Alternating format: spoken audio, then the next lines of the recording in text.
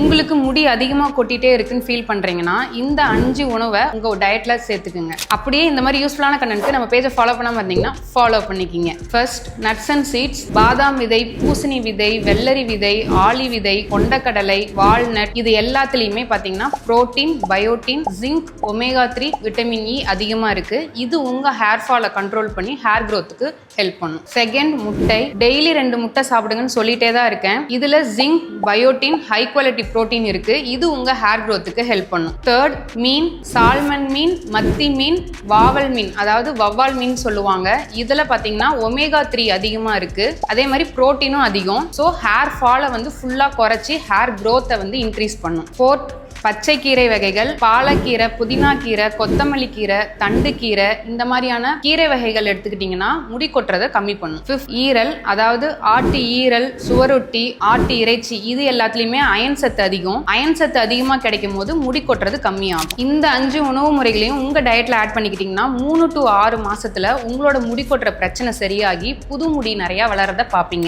இந்த வீடியோவை முடி கொட்டுதேன்னு ரொம்ப கவலைப்பட்டுட்டு இருக்க உங்க ஃப்ரெண்ட்ஸ் அண்ட் ஃபேமிலிக்கு மறக்காம ஷேர் பண்ணிடுங்க.